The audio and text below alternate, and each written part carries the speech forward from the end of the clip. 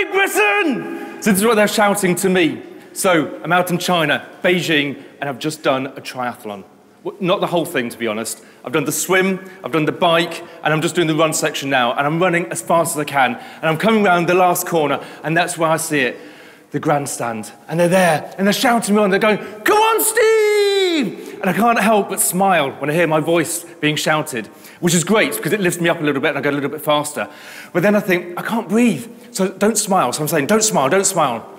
And then I look ahead of me, and I see my goal, that thing that I've been working towards for years, if not months, the finish line. And I start getting a bit nervous now. I'm thinking, okay, don't be nervous, don't smile, just keep going. And I'm running as fast as I can. And as I cross the finish line, I punch the air and chant, go, "Yay!" And I turn to the audience, the crowd, and I go, "Yeah," like a salute, "Yay!" And as soon as I cross the finish line, somebody gives me this medal. This official gives me this medal straight away. And I thought, wow, that's great. Did I win? Is it gold? Is it silver? And I'm trying to read it, but it's all in Chinese. I can't read it. So I turn it over, and it's got some English writing, and it says Finisher's Medal. Ah, Finisher's Medal. And I look around me, and everybody's got one. And I just think, oh, it's just a Finisher's Medal. But then I realise that I'm hugging this medal really, really tightly, because this medal meant so much to me. Not only was I representing Great Britain out in China, and not only had I just done a triathlon, but 9 years before this photo was taken, I was told that I may never walk again. And that's the journey that I'd like to share with you tonight. But it's not all about me, apparently. That's what Martin said. So I want to know what your goal is, what your goal is, as I would call it.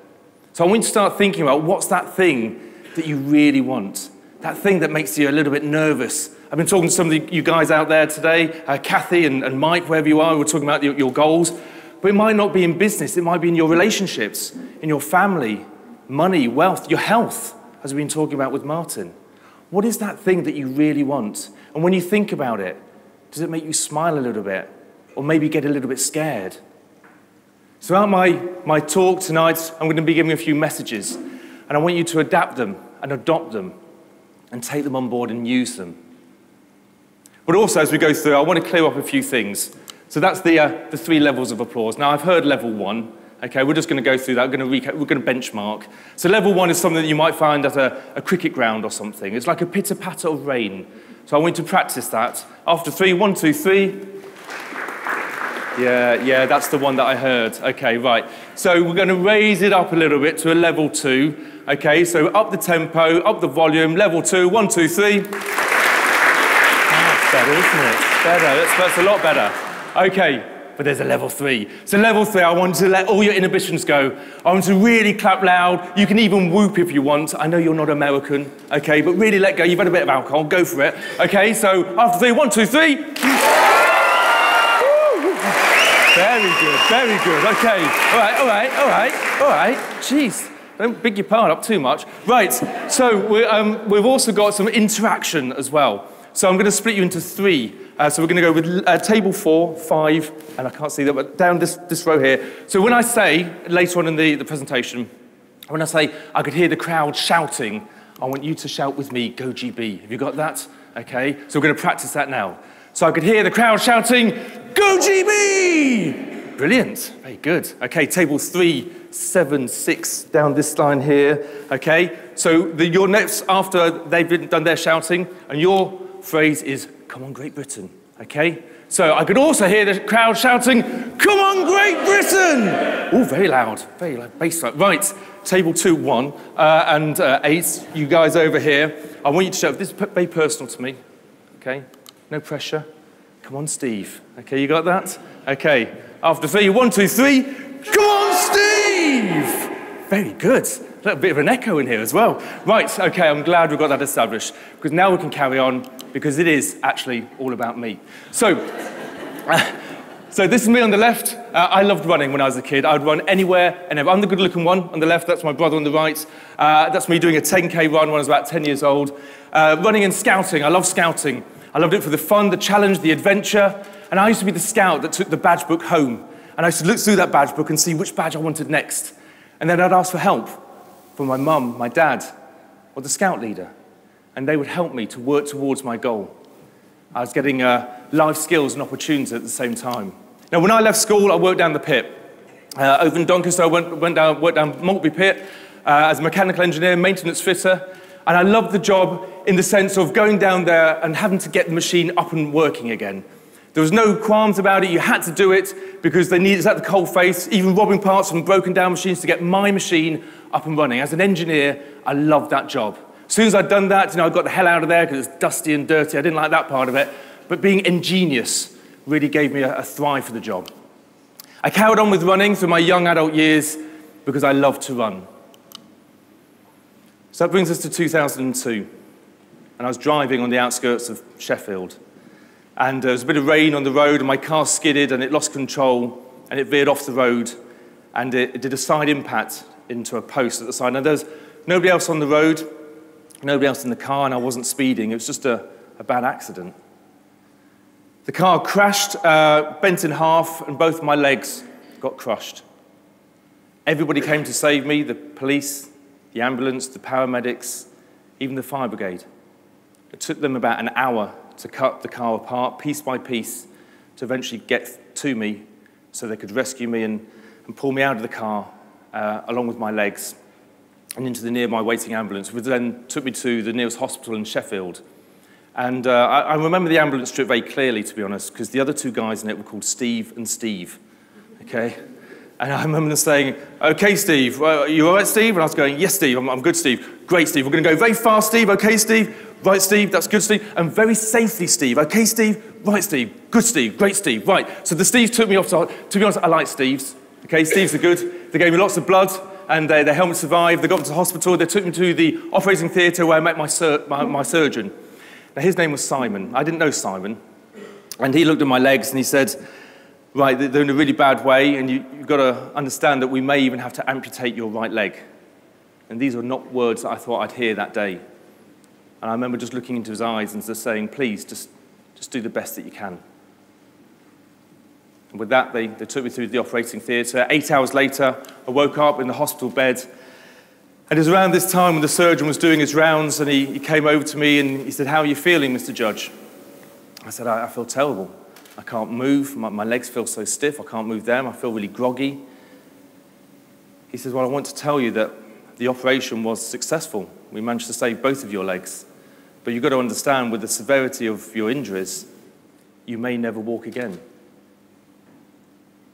I think when somebody says something like that to you, it's very much, as Martin was saying, it's very much a fight or flight. And the flight being just rolling over in bed and just giving in and say, "Okay, I guess I'll never walk again."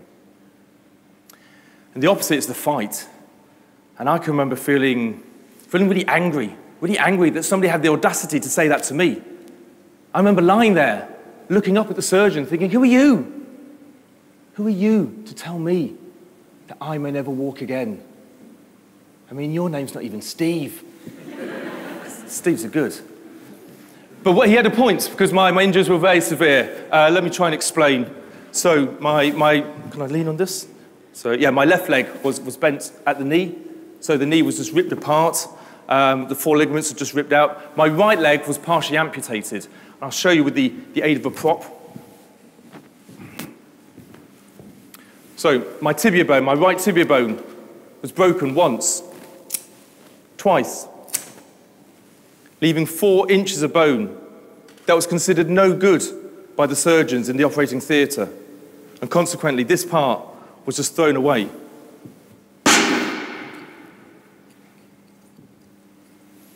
That left me with a very short leg, and that's what I woke up to. Now, I do have an X-ray of this. Would you like to see the X-ray? It's quite warm in here. So you had some alcohol. You're not going to pass out. Nobody's delicate. I'm a first aider, and this is my risk assessment. Yeah? Okay, fair enough. So here's the X-ray. So you can see the 4 inches of bone that was knocked out. Now, the next slide is a bit more graphic. You okay with that? Okay. So you can see the cage that's wrapped around it. It was my responsibility to twist those bolts day after day after day, slowly stretching the skin and the muscle and the ligaments and wrenching the bone apart to form a gap of 4 inches. And that's what I had to do to achieve my goal. Now, through this process, there are many complications, lots of rehabilitation and physio, loads of physio. Is there anybody in the room that's done physio? Put your hand up if you've done some physio. Yeah, because quite a few people, active people. Okay, isn't it the most boring, painful, monotonous thing ever? But you must do it, save my life. You've got to do it 3 times a day or whatever they say. So I remember going to my physio. I said, I'm bored. I said, can I do something exciting? She said, like what? I said, I don't know. I said, I've got an exercise bike at home. Could I get on that? And she says, no, Mr. Judge. You've got a big metal cage on your leg. Every time you go round, it's going to be clashing with the frame. I said, okay, that's a good point. But I remember being sat at home in my wheelchair, staring at this exercise bike, thinking there must be a way. The engineer in me just thought there must be something that I can do. And so with that compulsion, I took myself out, using my crutches and my wheelchair, out to the garage where I wanted to create a big pedal. My idea was that this pedal was going to push my leg out by about 2 inches. And it took me all day, and eventually I brought it back in at the end of the day, and I strapped it onto the bike using some Velcro straps. And you can see here. Now, what I like particularly is on the pedal, you've got the rounded corners on the pedal, just typical engineer. But I strapped my foot into it, and I started moving those pedals. I started getting hot and sweaty. And then the adrenaline started pumping. And then the endorphins were released. And I can remember smiling for the first time in a long time. But also I remember saying to myself, I did it. I did it. When other people told me that I couldn't do it, I found a way. And what I came up with is this message, because I felt that I'd been leaning on an excuse. And so what I did was I turned that excuse into a challenge. And I told myself that I would do that in future, going forward. Now, there were many other complications, nothing more than a gap in my leg. Now, I had a gap about 4 inches long. I don't know about you, but how do you grow bone back? I just thought you drank lots of milk or ate lots of cheese. The surgeon, he says, no, Mr. Judge, you do not drink milk and eat cheese. He says, you've got to stand on your leg, walk on your leg, trust the cage. And I'm like, trust the cage? You trust the cage? But that's what I had to do. And I remember driving down to a local park with my crutches, and my brain screaming out to me, don't do it! But I knew that I had to. Grunting loud on every single step as I walked painfully round the park. Sometimes I fell, and many times I cried. But over the next year and a half, step by step, I managed to grow my leg back, grow my bone back, and the cage was removed. And eventually I was able to stand again and walk again, just in case you hadn't noticed that bit. But I then started thinking about, normality. There's no such thing as normal. I realized that now. But I had to start thinking about what I could do rather than what I couldn't do. So I started swimming because I could swim. I started cycling because I could do that. And somebody said to me, they said, Steve, you're always setting goals and working towards it. Have you always been like this? It's a big question. Have I always been like this? So I was thinking back into my childhood, and I thought, scouting, with the badges. And I found this photo of me as a Cub Scout. So I was 10 and a half years old, just got Cub of the Year, that's the shield. But most importantly is the badges here. You can see the red, the yellow, and the green one. My first 3 badges that I ever got in scouting were swimming, cycling, and running. And that gave me a compulsion to look for another challenge. So I went on the internet and I found this thing called triathlon for disabled people. Now, I couldn't run, but I thought I could still take part. But I thought, am I disabled? I don't know. I mean, my injuries are pretty bad. Let me explain. My left leg, we don't talk about the left leg much, but my left leg, although it got ripped apart, it got replaced, the 4 ligaments got replaced with ligaments from a pig. So there and there. I don't ask too many questions, to be honest. I feel a bit guilty having a bacon sandwich. But maybe you do, having fish and chips in an aquarium. So the thing is, I've got lack of feeling below the knee, lack of movement in my ankle, I've got a drop foot. My right leg is the right length. I've got lack of calf muscle, really thin skin. My ankle is very almost seized. I've got 10 degrees of movement. It gives me a lot of pain. So, I have disability in both legs. Anyway, I went down to the setup, see if I could register as a disabled athlete. And they did lots of tests on me, gave me lots of exercises, asked me lots of questions. And after that, they said, Mr. Judge, you are disabled. Yes, get in. This is good news because now I had no excuses to lean on. Now I was going to be competing against people with similar disability. So they said, can you run? And I said, not yet. But now I've got a goal. I hadn't run for 7.5 years. And when I did start, I sounded like a one-legged elephant coming down the road, but I was running again, and it was amazing. That takes me to the race. 2009, meeting power triathletes from around the UK. Power triathletes from around the UK, these amazing people, not leaning on their excuses, but instead turning their excuses into challenge. These are people with missing arms, missing legs, visually impaired or completely blind. We get into the water, the horn goes off, and we're swimming along as fast as we can. We come out of the swim, I'm winning in my category. There's 6 categories. We get on the bike, we're cycling along, I come off the bike, cycling, and then I'm still winning. On the run section, I'm not very good at running, but I'm running as fast as I can, and I knew the guys were chasing me behind me, they were catching me up, and I crossed the finish line on that day to win in my category. And not only that, I became British champion. But not only that, one of the officials came over to me and said, Steve, would you like to represent Great Britain? And I'm like, hell yeah. I would love to represent Great Britain. So the thing is, it was going to be very difficult for me. I had a full-time job. I was working in construction, health and safety manager. I had a family with 2 kids. And now I wanted to do swimming, cycling, and running. So I had to make a decision. The thing is I set that as a goal, and I didn't want to let that go. So I had to make decisions. The first thing I did was I set my alarm clock for 5:30 in the morning. That was my time. I used to get up early, I'd go swimming in the morning, then I'd go to work. At lunchtime, I'd go for a run. We had no showers at work. I literally had a bucket of water and a sponge in a cubicle. In the afternoon, I'd carry on working, I'd get home, play with the kids, put the kids to bed, then I'd go out on my bike with a turbo trainer. I was always thinking about what I could do rather than what I couldn't do. I kept on setting myself goals. I became British champion again. I set myself the goal to become European champion, which I achieved. And then I set myself the goal to become world champion, which takes us to Beijing, China. Are you ready? This is your part, remember that we talked about? Okay, so we're in China, Beijing, meeting power triathletes from around the world, people not leaning on their excuses. We all line up, they call you in. Representing Great Britain, Steve Judge. So nerve-wracking, it's like you're getting in the water, you're just waiting for that horn, your heart's beating. And you're swimming along as fast as I can, swing, swing, swing. You come to the end, I get out of the water, and I'm winning in my category. I grab my bike, now I'm cycling as fast as I can, round the reservoir, going really fast. The thing is, when you're cycling, you're hanging on to dear life, and there's other people that are overtaking you because they're in different categories, but sometimes you're not too sure which category they're in. And so you're kind of looking, I was looking at them, trying to work out how many legs they've got and how many arms they've got. And just, they're okay, let them go, chase them, chase them.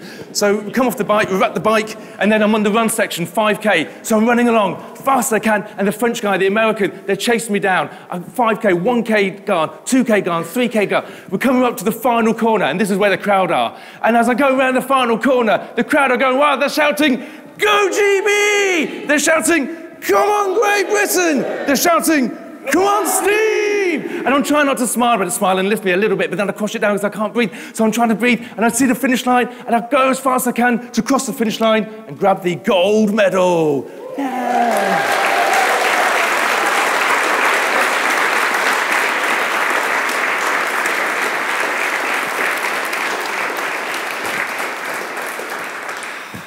Very good, you did very well, thank you.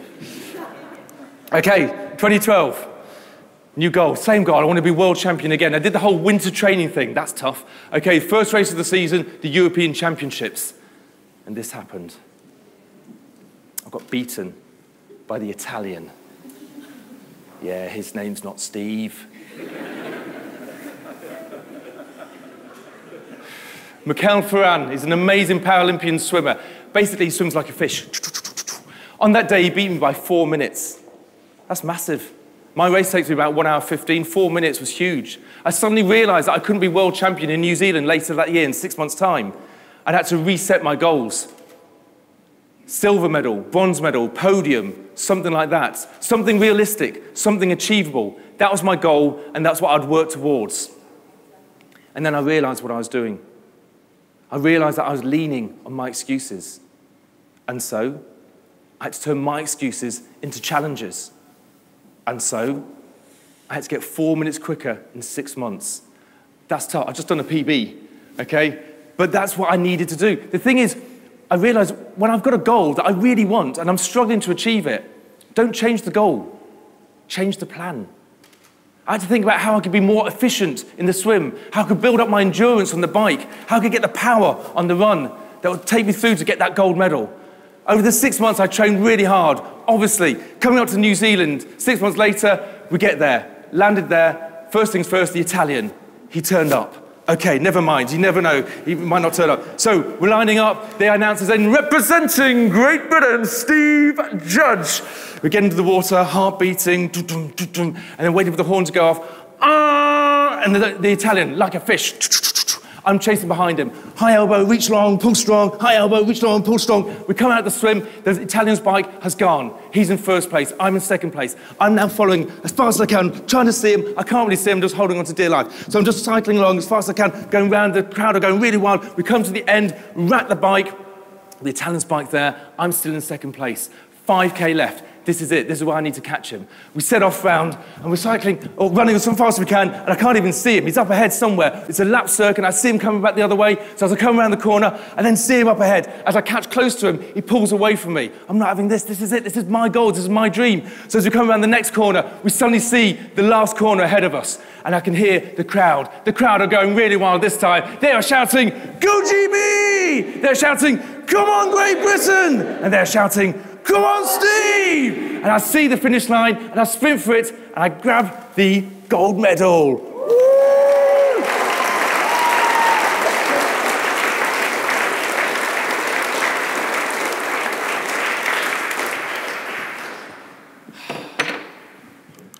So, I have now retired from international competition because I was shattered. The thing I've done with my time is I've gone back to scouting, to give the new generation fun, challenge, adventure. I'm also giving them life skills and opportunities. Who knows where those badges will take them later on in their life. I've also run my own business. That's my goal. My goal is to help people, to inspire others, and to motivate many. As an international speaker, that's what I do. But what about you? What's your goal? What's your gold? What's that thing that you really want? That thing that when you think about gets you a little bit nervous, a bit excited, hopefully makes you smile a little bit, because after all, isn't that what life's about? About being happy. Now, on your journey, there's going to be times when you struggle, you feel like you failed. There's no such thing as failure, only feedback. If you're struggling to achieve your goal, don't change the goal. Change the plan. Always be the best that you can be so you've got no regrets. But most importantly, when you come across those barriers, those barricades that are holding you back, you've got to see those as excuses. And make sure you don't lean on those excuses, but instead turn those excuses into challenges and achieve your goal. Thank you.